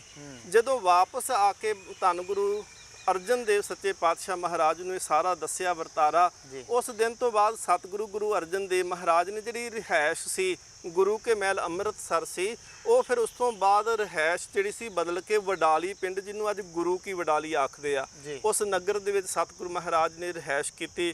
ਤੇ ਸਨ 1595 19 ਜੂਨ ਨੂੰ ਧੰਨ ਗੁਰੂ ਹਰਗੋਬਿੰਦ ਸਾਹਿਬ ਮਹਾਰਾਜ ਮਾਤਾ ਗੰਗਾ ਜੀ ਦੀ ਕੁੱਖ ਤੋਂ ਉਹਨਾਂ ਦਾ ਪ੍ਰਕਾਸ਼ ਜਿਹੜਾ ਹੈ ਉਹ ਗੁਰੂ ਕੀ ਵਡਾਲੀ ਦੇ ਸਥਾਨ ਤੇ ਜਿਹੜਾ ਹੈ ਹੋਣਾ ਹੋਇਆ ਹੈ। ਜੀ ਬਿਲਕੁਲ। ਸੋ ਬਿਲਕੁਲ ਗਿਆਨੀ ਅਮਰਿੰਦਰ ਸਿੰਘ ਜੀ ਵਿਸ਼ਵ ਭਰ ਦੀਆਂ ਸੰਗਤਾਂ ਦੇ ਨਾਲ ਬੜੇ ਹੀ ਸੁੰਦਰ ਵਿਚਾਰਾਂ ਦੀ ਸਾਂਝ ਜਿਹੜੀ ਆ ਉਹ ਕਰ ਰਹੇ ਆ, ਤੇ ਅਸੀਂ ਗੱਲਬਾਤ ਕਰ ਰਹੇ ਆ ਅੱਜ ਗੁਰੂ ਹਰਗੋਬਿੰਦ ਮਹਾਰਾਜ ਜੀ ਦੇ ਪ੍ਰਕਾਸ਼ ਪੁਰਬ ਦੇ ਮੌਕੇ ਦੇ ਉੱਤੇ ਜਿੱਥੇ ਪ੍ਰਕਾਸ਼ ਪੁਰਬ ਵਿਸ਼ਵ ਭਰ ਦੀਆਂ ਸੰਗਤਾਂ ਮਨਾ ਰਹੀਆਂ ਨੇ, ਉੱਥੇ ਹੀ ਸਿੱਖ ਚੈਨਲ ਦਾ ਹਮੇਸ਼ਾ ਹੀ ਇਹ ਉਪਰਾਲਾ ਹੁੰਦਾ ਆ ਕਿ ਇਤਿਹਾਸ ਦੀਆਂ ਕੁਝ ਗੱਲਾਂ, ਗੁਰੂ ਸਾਹਿਬਾਨ ਦੇ ਨਾਲ ਸੰਬੰਧਿਤ ਗੱਲਾਂ ਜਿਹੜੀਆਂ ਆ ਉਹ ਵਿਦੇਸ਼ਾਂ ਦੇ ਵਿੱਚ ਵਸਦੇ ਯੂਥ ਤੱਕ ਜਿਹੜੀਆਂ ਆ ਉਹ ਪਹੁੰਚਾਈਆਂ ਜਾਣ। ਤੇ ਫਿਰ ਸਿੰਘ ਸਾਹਿਬ ਜੀ ਗੱਲ ਕਰੀਏ ਅੱਗੇ ਕਿ ਬਚਪਨ ਫਿਰ ਗੁਰੂ ਸਾਹਿਬ ਦਾ ਤੇ ਵਿਦਿਆ ਦੀ ਪ੍ਰਾਪਤੀ ਦੀ ਗੱਲ ਕਰੀਏ ਤਾਂ ਕਿਵੇਂ ਫਿਰ ਵਿਦਿਆ ਦੀ ਪ੍ਰਾਪਤੀ ਕਿੱਥੋਂ ਉਹਨਾਂ ਨੇ ਕੀਤੀ ਤੇ ਬਚਪਨ ਕਿਵੇਂ ਉਹਨਾਂ ਦਾ ਜਿਹੜਾ ਆ ਉਹ ਬੀਤਿਆ? ਇੱਕ ਤਾਂ ਜੀ ਗੁਰੂ ਗ੍ਰੰਥ ਸਾਹਿਬ ਮਹਾਰਾਜ ਜੀ ਦੀ ਬਾਣੀ ਦੇ ਵਿੱਚ ਨਾ ਧੰਨ ਗੁਰੂ ਹਰਗੋਬਿੰਦ ਸਾਹਿਬ ਮਹਾਰਾਜ ਜੀ ਦੇ ਜੀਵਨ ਬਾਰੇ ਬਹੁਤ ਸਾਰੇ ਸ਼ਬਦ ਜਿਹੜੇ ਨੇ ਉਹ ਮਿਲਦੇ ਨੇ ਜੀ ਕਿ ਉਹਨਾਂ ਦੀ ਰੱਖਿਆ ਦੇ ਵਾਸਤੇ ਜੇਕਰ ਸ਼ੀਤਲਾ ਹੁੰਦੀ ਹੈ ਉਹਦੇ ਵਾਸਤੇ ਸ਼ਬਦ ਵੀ ਹੈ। ਜਾਂ ਸਤਿਗੁਰੂ ਮਹਾਰਾਜ ਜੀ ਦੇ ਆਗਮਨ ਦੀ ਜਦੋਂ ਗੱਲ ਕਰਦੇ, ਜੰਮਿਆ ਪੂਤ ਭਗਤ ਗੋਬਿੰਦ ਕਾ, ਧੰਨ ਗੁਰੂ ਅਰਜਨ ਦੇਵ ਮਹਾਰਾਜ ਕਹਿੰਦੇ ਨੇ ਪ੍ਰਮਾਤਮਾ ਦਾ ਭਗਤ ਸਾਡੇ ਘਰ ਦੇ ਵਿੱਚ ਆਇਆ ਹੈ। ਔਰ ਇਹਨੂੰ ਸਤਿਕਾਰ ਜਾਂ ਸ਼ੁਕਰਾਨਾ ਕਰਦੇ ਆਖਦੇ ਨੇ ਕਿ ਗੁੱਜੀ ਛੰਨੀ ਨਾਹੀ ਬਾਤ ਗੁਰੂ ਨਾਨਕ ਤੁਠਾ ਕਿੰਨੀ ਦਾਤ, ਕਿ ਗੁਰੂ ਨਾਨਕ ਨੇ ਤੁਰਠ ਕਰਕੇ ਇਹ ਦਾਤ ਬਖਸ਼ਿਸ਼ ਕਰਨਾ ਕੀਤੀ। ਪ੍ਰਕਾਸ਼ ਤੋਂ ਬਾਅਦ ਵਿੱਚ ਗੁਰੂ ਅਰਜਨ ਦੇਵ ਮਹਾਰਾਜ ਜੀ ਨੇ ਜਿੱਥੇ ਘਰ ਦੇ ਵਿੱਚ ਖੁਸ਼ੀ ਹੈ ਉੱਥੇ ਗਰੀਬਾਂ ਦੇ ਜਾਂ ਲੋੜਵੰਦਾਂ ਵਾਸਤੇ ਮਹਾਰਾਜ ਨੇ ਛਿਹਾਟਾ, ਜਿਹਨੂੰ 6 ਹਰਟਾਂ ਪਹਿਲੋਂ ਆਖਦੇ ਸੀ, ਉੱਥੇ ਇੱਕ ਖੂਹ ਲਵਾਉਣਾ ਕੀਤਾ। ਉਹਦੇ ਵਿੱਚ 6 ਹਰਟਾਂ ਚਲਾਈਆਂ ਗਈਆਂ ਕਿ ਪਾਣੀ ਬਹੁਤਾ ਖੂਹ ਦੇ ਵਿੱਚੋਂ ਕੱਢਿਆ ਜਾਵੇ ਤੇ ਲੋੜਾਂ ਪੂਰੀਆਂ ਹੋ ਸਕਣ। ਦੂਸਰੇ ਪਾਸੇ ਬਾਬਾ ਬੁੱਢਾ ਸਾਹਿਬ ਜੀ ਨੂੰ ਬੁਲਾਇਆ ਜਾਂਦਾ ਹੈ। ਕੁਝ ਦਿਨਾਂ ਦੇ ਅਜੇ ਧੰਨ ਗੁਰੂ ਹਰਗੋਬਿੰਦ ਸਾਹਿਬ ਮਹਾਰਾਜ ਨੇ ਜੇ ਨਾਮ ਨਹੀਂ ਰੱਖਿਆ। ਬਾਬਾ ਬੁੱਢਾ ਸਾਹਿਬ ਜੀ ਨੂੰ ਜਦੋਂ ਬਾਲਕ ਚੁਕਾਇਆ ਜਾਂਦਾ ਹੈ ਤੇ ਗੁਰੂ ਅਰਜਨ ਦੇਵ ਮਹਾਰਾਜ ਕਹਿੰਦੇ, ਬਾਬਾ ਜੀ ਬਾਲਕ ਦਾ ਨਾਮ ਕੀ ਰੱਖਣਾ ਹੈ? ਜੀ ਬਾਬਾ ਬੁੱਢਾ ਸਾਹਿਬ ਜੀ ਬੜੇ ਪਿਆਰ ਦੇ ਨਾਲ ਭੇਜ ਕੇ ਆਖਦੇ ਨੇ, ਮੇਰਾ ਹਰਗੋਬਿੰਦ, ਹਰਗੋਬਿੰਦ ਨਾਮ ਰੱਖਿਆ ਗਿਆ। ਜਿੱਦਣ ਬਚਪਨ ਤੋਂ ਬਾਅਦ ਵਿੱਚ ਵਿਦਿਆ ਦੀ ਗੱਲ ਆਉਂਦੀ ਹੈ ਤੇ ਗੁਰੂ ਅਰਜਨ ਦੇਵ ਵੱਡੇ ਭਰਾ ਮਹਾਦੇਵ ਜਿਹੜੇ ਬਿਲਕੁਲ ਵਿਰਾਗੀ ਬਿਰਤੀ ਤੇ ਪ੍ਰਮਾਤਮਾ ਵਿੱਚ ਭਿੱਜੀ ਹੋਈ ਆਤਮਾ ਸੀ, ਉਹਨਾਂ ਨੂੰ ਪੁੱਛਿਆ, ਕਹਿਣ ਲੱਗੇ ਹਰਗੋਬਿੰਦ ਦੀ ਵਿਦਿਆ ਕਿੱਥੋਂ ਕਰਾਉਣੀ ਹੈ? ਤੇ ਬਾਬਾ ਮਹਾਦੇਵ ਜੀ ਨੇ ਕਿਹਾ ਸੀ, ਕਹਿੰਦੇ ਹੋਰ ਕੌਣ ਹੋ ਸਕਦਾ ਹੈ ਬਾਬਾ ਬੁੱਢਾ ਸਾਹਿਬ ਜੀ ਤੋਂ। ਬਾਬਾ ਬੁੱਢਾ ਸਾਹਿਬ ਜੀ ਨੂੰ ਜਦੋਂ ਕਿਹਾ ਗਿਆ ਕਿ ਤੁਸੀਂ ਹਰਗੋਬਿੰਦ ਜੀ ਨੂੰ ਵਿਦਿਆ ਦੇਣੀ ਹੈ, ਹੱਥ ਜੋੜ ਕੇ ਆਖਦੇ, ਸੱਚੇ ਪਾਤਸ਼ਾਹ ਮਹਾਰਾਜ ਮੈਂ ਤਾਂ ਡੰਗਰ ਸਾਂਭਣ ਵਾਲਾ, ਮੈਂ ਤਾਂ ਖੇਤੀਬਾੜੀ ਕਰਨ ਵਾਲਾ, ਮੈਂ ਇੰਨੀ ਵਿਦਿਆ ਕਿੱਥੋਂ ਦੇ ਸਕਦਾ ਤੁਹਾਡੇ ਸੁਪੁੱਤਰ ਨੂੰ? ਗੁਰੂ ਅਰਜਨ ਦੇਵ ਮਹਾਰਾਜ ਕਹਿੰਦੇ ਨੇ, ਬਸ ਉਹੀ ਵਿਦਿਆ ਦੇਣੀ ਆ ਜਿਸ ਵਿਦਿਆ ਨੂੰ, ਜਿਸ ਪ੍ਰੇਮ ਨੂੰ ਵੇਖ ਕੇ ਗੁਰੂ ਨਾਨਕ ਦੇਵ ਮਹਾਰਾਜ ਨੇ ਤੁਹਾਨੂੰ 12 ਸਾਲ ਦੀ ਉਮਰ 'ਚ ਆਪਣੀ ਛਾਤੀ ਦੇ ਨਾਲ ਲਾ ਲਿਆ ਸੀ, ਤੁਹਾਨੂੰ ਬੂੜੇ ਤੋਂ ਬੁੱਢਾ ਬਣਾਇਆ ਸੀ। ਉਹ ਜਿਹੜੀ ਵਿਦਿਆ ਹੈ ਮੇਰੇ ਪੁੱਤਰ ਨੂੰ ਸਿਖਾਉਣਾ ਕਰੋ। ਸੋ ਸਤਿਗੁਰੂ ਮਹਾਰਾਜ ਜੀ ਦਾ ਜਿਹੜਾ ਬਚਪਨ ਅਸੀਂ ਦੇਖਦੇ ਹਾਂ, ਜਿੱਥੇ ਗੁਰੂ ਅਰਜਨ ਦੇਵ ਮਹਾਰਾਜ ਸੱਚੇ ਪਾਤਸ਼ਾਹ ਉਹਨਾਂ ਦੀ ਛਤਰ ਛਾਇਆ ਵਿੱਚ ਰਹੇ। ਬਾਬਾ ਬੁੱਢਾ ਸਾਹਿਬ ਜੀ ਨੇ 72 ਤਰ੍ਹਾਂ ਦੀ ਵੱਖ-ਵੱਖ ਜਿਹੜੀਆਂ ਸੀ ਵਿਦਿਆ ਦਿੱਤੀਆਂ, ਜਿੰਦੇ 'ਚ ਵੱਖ-ਵੱਖ ਭਾਸ਼ਾਵਾਂ ਦਾ ਗਿਆਨ ਸੀ, ਘੋੜ ਸਵਾਰੀ ਸੀ, ਤੈਰਾਕੀ ਸੀ, ਨੇਜਾਬਾਜੀ, ਤਲਵਾਰਬਾਜੀ, ਤੀਰਅੰਦਾਜ਼ੀ, ਬਹੁਤ ਸਾਰੀਆਂ ਵਿਦਿਆ, 72 ਵਿਦਿਆ ਪ੍ਰਿੰਸੀਪਲ ਸਤਬੀਰ ਸਿੰਘ ਕਹਿੰਦੇ ਨੇ ਬਾਬਾ ਬੁੱਢਾ ਸਾਹਿਬ ਜੀ ਨੇ ਸਿਖਾਉਣੀਆਂ ਕੀਤੀਆਂ। ਦੂਸਰੇ ਪਾਸੇ ਜਿਹੜਾ ਸੀ ਪਿਰਥੀ ਚੰਦ ਜਿਹੜਾ ਵਾ, ਉਹਦਾ ਹੁਣ ਖਿਆਲ ਗੁਰੂ ਅਰਜਨ ਦੇਵ ਮਹਾਰਾਜ ਨੂੰ ਹਟਾਉਣ ਵੱਲੇ ਨਹੀਂ, ਉਹਦਾ ਖਿਆਲ ਹੁਣ ਇਸ ਪਾਸੇ ਹੋਇਆ ਕਿ ਇਹਨਾਂ ਦੇ ਘਰ ਦੇ ਵਿੱਚ ਔਲਾਦ ਹੋ ਗਈ ਏ, ਕਿਸੇ ਨਾ ਕਿਸੇ ਤਰੀਕੇ ਨਾਲ ਮੈਂ ਇਹਨਾਂ ਦੇ ਪੁੱਤਰ ਨੂੰ ਖਤਮ ਕਰਾਂ। ਸਭ ਤੋਂ ਪਹਿਲਾਂ ਇੱਕ ਦਾਈ, ਇਤਿਹਾਸ ਕਹਿੰਦਾ ਉਹਦਾ ਨਾਂ ਸੀ ਫੱਤੋ ਦਾਈ, ਉਹਨੂੰ ਕਿਹਾ ਗਿਆ ਕਿ ਤੂੰ ਦੁੱਧ ਦੇ ਉੱਪਰ ਜ਼ਹਿਰ ਲਾ ਤੇ ਬੱਚੇ ਨੂੰ ਦੁੱਧ ਪਿਲਾ ਦੇ। ਉਹਨੇ ਜਦੋਂ ਪਿਲਾਉਣ ਵਾਸਤੇ ਗਈ, ਗੁਰੂ ਸਾਹਿਬ ਜੀ ਨੇ ਬਾਲ ਉਮਰੇ ਹੀ ਭਾਵੇਂ, ਪਰ ਹੈ ਉਹਨਾਂ ਵਿੱਚ ਗੁਰੂ ਜੋਤ ਸੀ ਨਾ, ਉਹਨਾਂ ਨੇ ਦੁੱਧ ਨਾ ਪੀਤਾ, ਉਸ ਜ਼ਹਿਰ ਦੇ ਅਕੜਾ ਦੇ ਕਰਕੇ ਫੱਤੋ ਦਾਈ ਦੀ ਮੌਤ ਹੁੰਦੀ ਆ। ਇਸ ਤੋਂ ਬਾਅਦ ਵਿੱਚ ਪਿਰਥੀ ਚੰਦ ਜਿਹੜਾ ਏ, ਉਹਨੇ ਇੱਕ ਬ੍ਰਾਹਮਣ ਜਿਹੜਾ ਰਸੋਈਆ ਸੀ, ਖੜਾਵਾ ਸੀ, ਉਹਨੂੰ ਕਿਹਾ ਗਿਆ ਕਿ ਤੂੰ ਕਿਸੇ ਖਾਣੇ ਦੇ ਵਿੱਚ ਕੁਝ ਜ਼ਹਿਰ ਮਿਲਾ ਕੇ ਤੇ ਬੱਚੇ ਹਰਗੋਬਿੰਦ ਨੂੰ ਖਵਾ ਦੇ। ਉਹਨੇ ਕੋਸ਼ਿਸ਼ ਕੀਤੀ ਕਿ ਦਹੀਂ ਦੇ ਵਿੱਚ ਜ਼ਹਿਰ ਮਿਲਾ ਦਾਂ, ਔਰ ਜ਼ਹਿਰ ਵਾਲਾ ਦਹੀਂ ਗੁਰੂ ਹਰਗੋਬਿੰਦ ਸਾਹਿਬ ਮਹਾਰਾਜ ਨੇ ਨਹੀਂ ਖਾਧਾ, ਉਹ ਦਹੀਂ ਥੱਲੇ ਡੁੱਲਦਾ ਏ। ਇੱਕ ਕੁੱਤਾ ਆ ਕੇ ਉਹ ਦਹੀਂ ਖਾਂਦਾ ਹੈ ਤੇ ਕੁੱਤੇ ਦੀ ਮੌਤ ਹੁੰਦੀ ਏ। ਬ੍ਰਾਹਮਣ ਇੰਨਾ ਕੁ ਡਰ ਗਿਆ, ਉਹ ਘਰੇ ਗਿਆ ਤੇ ਘਰੇ ਪੇਟ ਦੇ ਵਿੱਚ ਬਹੁਤ ਜ਼ਿਆਦਾ ਦਰਦ ਹੋਈ, ਸੂਲ ਉੱਠਿਆ, ਜਿੰਦੇ ਕਰਕੇ ਉਸ ਬ੍ਰਾਹਮਣ ਦੀ ਮੌਤ ਹੋਈ। ਮਹਾਰਾਜ ਨੇ ਇਹਨੂੰ ਬਾਣੀ ਵਿੱਚ ਵੀ ਦਰਜ ਕੀਤਾ ਕਿ ਲੇਪ ਨਾ ਲਾਗੋ ਤਿਲਕਾ ਮੂਲ, ਦੁਸ਼ਟ ਬ੍ਰਾਹਮਣ ਮੂਆ ਹੋਏ ਕੇ ਸੂਲ। ਇਸ ਤੋਂ ਬਾਅਦ ਵਿੱਚ ਉਹਨੇ ਇੱਕ ਸਪੇਰੇ ਨੂੰ ਦਿੱਤੇ ਪੈਸੇ, ਪਿਰਥੀ ਚੰਦ ਨੇ। ਸਪੇਰੇ ਨੂੰ ਕਿਹਾ ਗਿਆ ਕਿ ਸੱਪ ਜਿਹੜਾ ਹੈ ਨਾ, ਉਹ ਬਾਲਕ ਦੇ ਕਮਰੇ ਵਿੱਚ ਛੱਡ ਦੇਈਂ ਤੇ ਉਹ ਬਾਲਕ ਨੂੰ ਜਦੋਂ ਲੜ ਜਾਏਗਾ, ਉਹਦੀ ਮੌਤ ਹੋਏਗੀ ਤੇ ਮੈਂ ਤੈਨੂੰ ਹੋਰ ਵੀ ਬਹੁਤ ਪੈਸੇ ਦੇਵਾਂਗਾ। ਉਹ ਪੈਸੇ ਜਿਹੜੇ ਸੀ ਉਹ ਦਿੱਤੇ ਗਏ, ਉਹਨੇ ਸੱਪ ਵੀ ਛੱਡਿਆ। ਉਹਨੂੰ ਸੱਪ ਛੱਡਣ ਤੋਂ ਬਾਅਦ ਜਦੋਂ ਉਹ ਗੁਰੂ ਹਰਗੋਬਿੰਦ ਸਾਹਿਬ ਮਹਾਰਾਜ ਜੀ ਦੇ ਕਮਰੇ 'ਚੋਂ ਜ਼ਹਿਰੀਲਾ ਸੱਪ ਗਿਆ ਤੇ ਇਤਿਹਾਸ ਕਹਿੰਦਾ ਹੈ ਕਿ ਗੁਰੂ ਸਾਹਿਬ ਨੇ ਭਾਵੇਂ ਉਮਰ ਛੋਟੀ ਸੀ ਪਰ ਸੱਪ ਨੂੰ ਪਟਕਾ ਕਰਕੇ ਮਾਰਿਆ ਤੇ ਸੱਪ ਮਾਰ ਦਿੱਤਾ। ਇੱਕ ਛੋਟੇ ਬੱਚੇ ਰਾਹੀਂ ਜ਼ਹਿਰ ਦੇਣ ਦੀ ਕੋਸ਼ਿਸ਼ ਕੀਤੀ ਗਈ। ਮਠਿਆਈ ਇੱਕ ਜੇਬ ਦੇ ਵਿੱਚ ਜ਼ਹਿਰੀਲੀ ਪਾਈ ਗਈ, ਇੱਕ ਜੇਬ ਦੇ ਵਿੱਚ ਦੂਜੀ ਮਠਿਆਈ ਪਾ ਕੇ ਕਿਹਾ ਕਿ ਜਿਹੜੀ ਜ਼ਹਿਰੀਲੀ ਮਠਿਆਈ ਆ ਉਹ ਹਰਗੋਬਿੰਦ ਨੂੰ ਖਵਾ ਦਵੀਂ ਤੇ ਜਿਹੜੀ ਦੂਸਰੀ ਮਠਿਆਈ ਆ ਉਹ ਤੂੰ ਖਾ ਲਵੀਂ। ਪਰ ਉਹ ਉਲਟਾ ਹੋ ਗਿਆ, ਉਸ ਦੇ ਰੀਲੀ ਮਠਿਆਈ ਜਿਹੜੀ ਸੀ ਉਹ ਬਾਲਕ ਨੇ ਖਾ ਲਈ ਤੇ ਜਿਹੜੀ ਦੂਸਰੀ ਮਠਿਆਈ ਹੈ ਉਹ ਗੁਰੂ ਹਰਗੋਬਿੰਦ ਸਾਹਿਬ ਨੂੰ ਖਵਾਈ। ਗੁਰੂ ਅਰਜਨ ਦੇਵ ਮਹਾਰਾਜ ਨੇ ਸਾਰਾ ਹੀ ਕੁਝ ਦੇਖਿਆ ਏ। ਤਪਾਉਣ ਦਾ ਬਹੁਤ ਯਤਨ ਕੀਤਾ ਗਿਆ ਕਿ ਪੁੱਤਰ ਦੇ ਉੱਪਰ ਵੀ ਵਾਰ ਕੀਤੇ ਗਏ, ਪਰ ਬਾਰ-ਬਾਰ ਧੰਨ ਗੁਰੂ ਹਰਗੋਬਿੰਦ ਸਾਹਿਬ ਮਹਾਰਾਜ ਉੱਪਰ ਹੁੰਦੇ ਵਾਰਾਂ ਨੂੰ ਵੀ ਵੇਖ ਕੇ ਸਤਿਗੁਰੂ ਮਹਾਰਾਜ ਫਿਰ ਵੀ ਕੁਝ ਜਾਂ ਕਲਪੇ ਨਹੀਂ ਜਾਂ ਕੋਈ ਕੌੜੇ ਬੋਲ ਨਹੀਂ ਕਹੇ। ਗੁਰੂ ਅਰਜਨ ਦੇਵ ਮਹਾਰਾਜ ਫਿਰ ਵੀ ਸ਼ੁਕਰਾਨਾ ਕਰਦਿਆਂ ਆਖਦੇ ਨੇ, ਧਾਰ ਕਿਰਪਾ ਪ੍ਰਭ ਹਾਥ ਦੇ ਰੱਖਿਆ, ਹਰਗੋਬਿੰਦ ਨਵਾਂ ਨਰੋਆ। ਜੀ ਬਿਲਕੁਲ। ਸੋ ਸਿੰਘ ਸਾਹਿਬ ਜੀ, ਫਿਰ ਗੁਰਤਾ ਗੱਦੀ ਦੀ ਪ੍ਰਾਪਤੀ ਦੀ ਗੱਲ ਕਰੀਏ ਤਾਂ ਫਿਰ ਗੁਰੂ ਹਰਗੋਬਿੰਦ ਸਾਹਿਬ ਜੀ ਗੁਰਤਾ ਗੱਦੀ ਦੇ ਉੱਤੇ ਕਦੋਂ ਬਿਰਾਜਮਾਨ ਹੁੰਦੇ ਆ? 1606 ਦੇ ਵਿੱਚ ਗੁਰੂ ਅਰਜਨ ਦੇਵ ਮਹਾਰਾਜ ਜੀ ਦੀ ਸ਼ਹਾਦਤ ਹੁੰਦੀ ਹੈ ਤੇ ਸ਼ਹਾਦਤ ਤੇ ਜਾਣ ਤੋਂ ਪਹਿਲਾਂ, ਲਾਹੌਰ ਜਾਣ ਤੋਂ ਪਹਿਲਾਂ 11 ਸਾਲ ਦੀ ਉਸ ਵੇਲੇ ਉਮਰ ਹੈ, ਕਿਉਂਕਿ 1595 ਦਾ ਆਗਮਨ ਹੈ ਗੁਰੂ ਹਰਗੋਬਿੰਦ ਸਾਹਿਬ ਮਹਾਰਾਜ ਜੀ ਦਾ ਤੇ 1606 ਦੇ ਵਿੱਚ ਗੁਰੂ ਅਰਜਨ ਦੇਵ ਮਹਾਰਾਜ ਜੀ ਦੀ ਸ਼ਹੀਦੀ। 11 ਸਾਲ ਦੀ ਉਮਰ ਦੇ ਵਿੱਚ ਬਾਬਾ ਬੁੱਢਾ ਸਾਹਿਬ ਜੀ ਗੁਰਤਾ ਗੱਦੀ ਦਾ ਤਿਲਕ ਦਿੰਦੇ ਨੇ ਤੇ ਗੁਰੂ ਅਰਜਨ ਦੇਵ ਮਹਾਰਾਜ ਲਾਹੌਰ ਜਾਣ ਤੋਂ ਪਹਿਲਾਂ ਸਤਿਗੁਰੂ ਗੁਰੂ ਹਰਗੋਬਿੰਦ ਸਾਹਿਬ ਮਹਾਰਾਜ ਨੂੰ ਗੁਰਤਾ ਗੱਦੀ ਤੇ ਬਿਰਾਜਮਾਨ ਕਰਦੇ ਨੇ। ਜੀ, ਤੇ ਫਿਰ ਗੱਲ ਕਰੀਏ ਗੁਰਤਾ ਗੱਦੀ ਤੇ ਬਿਰਾਜਮਾਨ ਹੋਣ ਤੋਂ ਬਾਅਦ ਦੇ ਵਿੱਚ ਗੁਰੂ ਹਰਗੋਬਿੰਦ ਮਹਾਰਾਜ ਜੀ ਦੇ ਵੱਲੋਂ ਅਹਿਮ ਕਾਰਜ ਜਿਹੜੇ ਕੀਤੇ ਗਏ? ਬਹੁਤ ਸਾਰੇ ਕਾਰਜ ਸੀ। ਸਭ ਤੋਂ ਪਹਿਲਾਂ ਤਾਂ ਸਤਿਗੁਰੂ ਮਹਾਰਾਜ ਜੀ ਨੇ ਦੇਖਿਆ ਕਿ ਵਿਚਾਰ ਦੇ ਨਾਲ ਜਿਹੜਾ ਸੀ ਉਹ ਜਿਹੜੇ ਹੰਕਾਰੀ ਹੋ ਜਾਂਦੇ ਨੇ ਜਾਂ ਜਿਨ੍ਹਾਂ ਦੀ ਸੁਰਤ ਪੈਸੇ ਦੇ ਵਿੱਚ, ਹੰਕਾਰ ਦੇ ਵਿੱਚ, ਪ੍ਰਭੂ ਸੱਤਾ ਦੇ ਵਿੱਚ ਲੀਨ ਹੋ ਜਾਂਦੀ ਹੈ ਨਾ ਜਿਆਦੀ, ਉਹਨਾਂ ਨੂੰ ਵਿਚਾਰ ਨਾਲ ਨਹੀਂ ਸਮਝਾਇਆ ਜਾ ਸਕਦਾ। ਪਰ ਬਹੁਤ ਲੋਕ ਸਨ ਜਿਹੜੇ ਵਿਚਾਰ ਕਰਕੇ ਜਿਨ੍ਹਾਂ ਦਾ ਜੀਵਨ ਬਦਲਿਆ। ਗੁਰੂ ਨਾਨਕ ਦੇਵ ਜੀ ਤੋਂ ਲੈ ਕੇ ਗੁਰੂ ਰਾਮਦਾਸ ਮਹਾਰਾਜ ਜੀ ਤੱਕ ਵਿਚਾਰ ਦੇ ਨਾਲ ਜਿਹੜਾ ਸੀ ਉਹ ਪ੍ਰਚਾਰ ਕੀਤਾ ਗਿਆ। ਜੇਕਰ ਜ਼ੁਲਮ ਇੰਨਾ ਕੁ ਵੱਧ ਗਿਆ ਤੇ ਵਿਚਾਰ ਤੋਂ ਬਾਅਦ ਵਿੱਚ ਸ਼ਹਾਦਤ ਦਾ ਜਿਹੜਾ ਸੀ ਉਹ ਜਨਮ ਹੋਇਆ। ਗੁਰੂ ਅਰਜਨ ਦੇਵ ਮਹਾਰਾਜ ਸ਼ਹਾਦਤ ਦਿੰਦੇ ਨੇ ਸ਼ਾਂਤਮਈ, ਪਰ ਜੇਕਰ ਸ਼ਹਾਦਤ ਦੇ ਨਾਲ ਜ਼ੁਲਮ ਨਹੀਂ ਰੁਕਦਾ ਤੇ ਸਤਿਗੁਰੂ ਮਹਾਰਾਜ ਕਹਿੰਦੇ ਫਿਰ ਤਲਵਾਰ ਫੜ ਲੈਣੀ ਜਾਇਜ਼ ਹੈ। ਸੋ ਇੱਥੇ ਹਥਿਆਰਾਂ ਦੀ ਜਿਹੜੀ ਵਰਤੋਂ ਸੀ ਜਾਂ ਜੰਗਾਂ ਸ਼ੁਰੂ ਹੋਈਆਂ ਜਾਂ ਜਿਹੜੇ ਹਥਿਆਰਬੰਦ ਦਸਤੇ ਫੌਜ ਦੀ ਜਿਹੜੀ ਇਕੱਤਰਤਾ ਸੀ, ਸਤਿਗੁਰੂ ਮਹਾਰਾਜ ਨੇ ਸਿੱਖਾਂ ਨੂੰ ਹੁਕਮ ਕੀਤਾ ਸੀ ਕਿ ਤੁਸੀਂ ਭੇਟਾ ਦੇ ਵਿੱਚ ਹਥਿਆਰ ਲੈ ਕੇ ਆਉਣੇ ਆ। ਭੇਟਾ ਕਰਨ ਵਾਸਤੇ ਨੌਜਵਾਨ ਲੈ ਕੇ ਆਉਣੇ ਆ ਤਾਂ ਕਿ ਅਸੀਂ ਫੌਜ ਬਣਾ ਸਕੀਏ। ਜੇਕਰ ਕੱਲ ਨੂੰ ਕੋਈ ਜ਼ਾਲਮ ਚੜ੍ਹਾਈ ਕਰਕੇ ਆਉਂਦਾ ਹੈ ਤੇ ਉਹਦਾ ਮੁਕਾਬਲਾ ਕੀਤਾ ਜਾ ਸਕੇ। ਤੇ ਹੋਇਆ ਵੀ ਇਸ ਤਰ੍ਹਾਂ। ਸਤਿਗੁਰੂ ਮਹਾਰਾਜ ਜੀ ਨੇ 4 ਜੰਗਾਂ ਲੜੀਆਂ ਔਰ 4 ਜੰਗਾਂ ਦੇ ਵਿੱਚ ਸਤਿਗੁਰੂ ਮਹਾਰਾਜ ਸੱਚੇ ਪਾਤਸ਼ਾਹ ਜੀ ਦੀ ਜਿੱਤ ਹੁੰਦੀ ਹੈ। ਗੁਰੂ ਹਰਿ ਰਾਏ, ਗੁਰੂ ਹਰਕ੍ਰਿਸ਼ਨ ਇਹ ਸ਼ਾਂਤਮਈ ਵਿਚਾਰ ਦੇ ਨਾਲ ਰਹੇ। ਗੁਰੂ ਤੇਗ ਬਹਾਦਰ ਮਹਾਰਾਜ ਫਿਰ ਸ਼ਹਾਦਤ ਦਿੰਦੇ ਆ ਤੇ ਉਸ ਤੋਂ ਬਾਅਦ ਵਿੱਚ ਗੁਰੂ ਗੋਬਿੰਦ ਸਿੰਘ ਮਹਾਰਾਜ ਫਿਰ ਦਾਦੇ ਵਾਂਗ ਚੂੰ ਕਰ ਅਜ ਹਮਾ ਹੀਲ ਤੇ ਦਰ ਗੁਜਸ਼ਤ, ਹਲਾਲ ਅਸਤ ਬੁਰਦਨ ਬਾ ਸ਼ਮਸ਼ੀਰ ਦਸਤ। ਫਿਰ ਸ਼ਮਸ਼ੀਰ ਫੜ ਲੈਣੀ ਮਹਾਰਾਜ ਕਹਿੰਦੇ ਨੇ ਜਾਇਜ਼ ਹੈ। ਜੀ ਅਕਾਲ ਤਖਤ ਸਾਹਿਬ ਦੀ ਸਿਰਜਣਾ ਤੇ ਮੇਰੀ 3 ਸਾਲ ਬਾਅਦ ਜਿਹੜੀ ਆ ਅਕਾਲ ਤਖਤ ਸਾਹਿਬ ਜੀ ਦੀ ਸਿਰਜਣਾ ਹੁੰਦੀ। 1606 ਦੇ ਵਿੱਚ ਗੁਰਤਾ ਗੱਦੀ ਤੇ ਬੈਠਦੇ ਨੇ। 1609 ਦੇ ਵਿੱਚ ਸਤਿਗੁਰੂ ਮਹਾਰਾਜ ਅਕਾਲ ਬੁੰਗਾ ਉਸ ਵੇਲੇ ਬਣਾਇਆ ਗਿਆ। ਕਿਸੇ ਰਾਜ ਨਾ ਹੱਥ ਲਗਾਇਓ, ਬੁੱਢਾ ਉਹ ਗੁਰਦਾਸ ਬਣਾਇਓ। ਬਾਬਾ ਬੁੱਢਾ ਸਾਹਿਬ ਜੀ ਤੇ ਭਾਈ ਗੁਰਦਾਸ ਸਾਹਿਬ ਜੀ ਨੇ ਅਕਾਲ ਤਖਤ ਸਾਹਿਬ ਦਾ ਉਹ ਥੜਾ ਬਣਾਇਆ ਜਿਸ ਉੱਤੇ ਗੁਰੂ ਹਰਗੋਬਿੰਦ ਸਾਹਿਬ ਮਹਾਰਾਜ ਬਿਰਾਜਮਾਨ ਹੁੰਦੇ ਨੇ।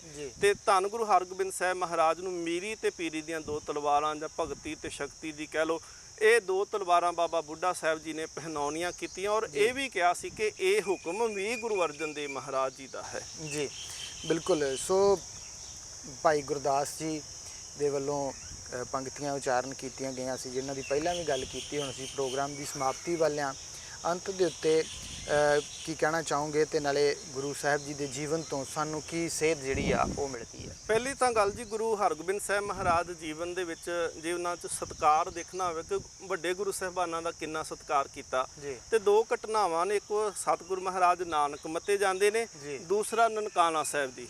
ਮਹਾਰਾਜ ਜਦੋਂ ਦਰਸ਼ਨ ਕਰਨ ਵਾਸਤੇ ਗਏ ਗੁਰੂ ਨਾਨਕ ਦੇਵ ਮਹਾਰਾਜ ਜੀ ਦੇ ਅਸਥਾਨ ਦੇ, ਆਪਣਾ ਘੋੜਾ ਥੋੜੀ ਦੂਰੀ ਤੇ ਖੜਾ ਕੀਤਾ, ਜੋੜਾ ਵੀ ਉੱਥੇ ਉਤਾਰਿਆ ਤੇ ਨੰਗੇ ਪੈਰੀ ਨਾਨਕ ਮੱਤੇ ਗਏ। ਤੇ ਨੰਗੇ ਪੈਰੀ ਜਿਹੜੇ ਜਨਮ ਸਥਾਨ ਜਿਹੜਾ ਨਨਕਾਣਾ ਸਾਹਿਬ ਦੀ ਧਰਤੀ ਤੇ ਵੀ ਉਹ ਵੀ ਘੋੜਾ ਪਿੱਛੇ ਬੰਨਿਆ। ਅੱਜ ਵੀ ਤੁਸੀਂ ਜਾ ਕੇ ਦੇਖੋ ਗੁਰੂ ਨਾਨਕ ਦੇਵ ਮਹਾਰਾਜ ਜੀ ਦਾ ਜਨਮ ਸਥਾਨ ਉਹਦੇ ਸਾਹਮਣੇ ਗੁਰੂ ਹਰਗੋਬਿੰਦ ਸਾਹਿਬ ਮਹਾਰਾਜ ਜੀ ਦਾ ਸਥਾਨ ਹੈ ਕਿ ਘੋੜਾ ਤੇ ਜੋੜਾ ਉੱਥੇ ਹੀ ਛੱਡ ਦਿੱਤਾ, ਆਪ ਨੰਗੇ ਪੈਰੀ ਜਾਂਦੇ ਆ।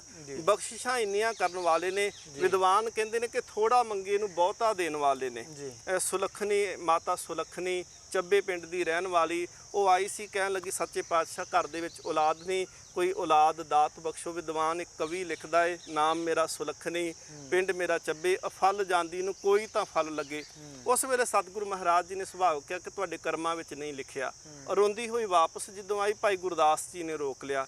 ਕਹਿੰਦੇ ਗੁਰੂ ਨਾਨਕ ਦੇ ਘਰ ਚੋਂ ਤਾਂ ਸਾਰੇ ਹੱਸਦੇ ਹੋਏ ਜਾਂਦੇ ਨੇ, ਰੋਂਦੇ ਹੋਏ ਆਉਂਦੇ ਵੀ ਹੱਸਦੇ ਜਾਂਦੇ ਨੇ, ਤੁਸੀਂ ਕਿਉਂ ਰੋਂਦੇ ਚੱਲੇ ਹੋ?